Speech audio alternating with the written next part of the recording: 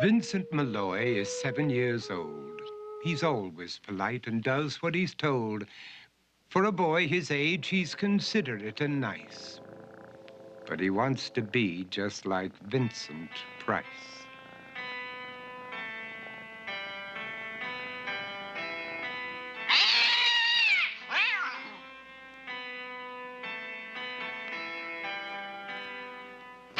He doesn't mind living with his sister, dog, and cats, though he'd rather share a home with spiders and bats.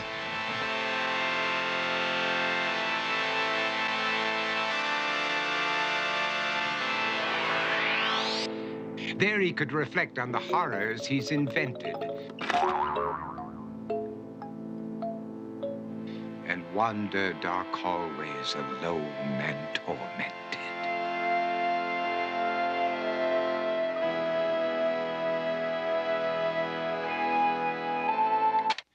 Vincent is nice when his aunt comes to see him, but imagines dipping her in wax for his wax museum.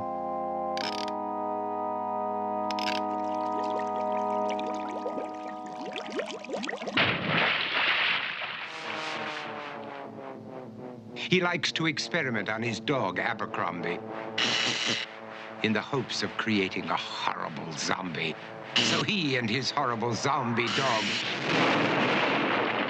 could go searching for victims in the London fog. His thoughts, though, aren't only of ghoulish crime. He likes to paint and read to pass some of the time. While other kids read books like Go, Jane, Go, Vincent's favorite author is Edgar Allan Poe.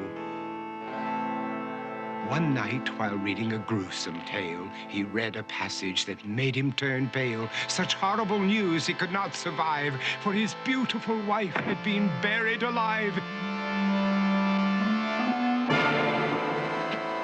He dug out her grave to make sure she was dead, unaware that her grave was his mother's flower bed. His mother sent Vincent off to his room. He knew he'd been banished to the Tower of Doom, where he was sentenced to spend the rest of his life alone with the portrait of his beautiful wife. While alone and insane, encased in his tomb, Vincent's mother burst suddenly into the room. She said, "If you want to, you can go out and play. It's sunny outside and a beautiful day."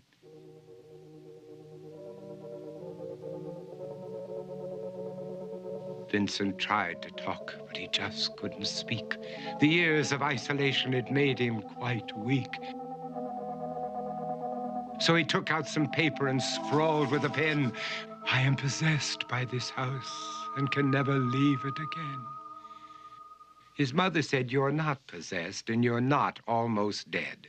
These games that you play are all in your head. You're not Vincent Price, you're Vincent Malloy. You're not tormented or insane, you're just a young boy. You're 7 years old and you are my son. I want you to get outside and have some real fun." Her anger now spent, she walked out through the hall. And while Vincent backed slowly against the wall, the room started to sway, to shiver and creak. His horrid insanity had reached its peak. He saw Abercrombie, his zombie slave, and heard his wife call from beyond the grave. She spoke from her coffin and made ghoulish demands, while through cracking walls reached skeleton hands. Every horror in his life that had crept through his dreams swept his mad laughter to terrified screams. To escape the madness, he reached for the door, but fell limp and lifeless down on the floor. His voice was soft and very slow as he quoted The Raven from Edgar Allan Poe. "And my soul from out that shadow that lies floating on the floor shall be lifted nevermore."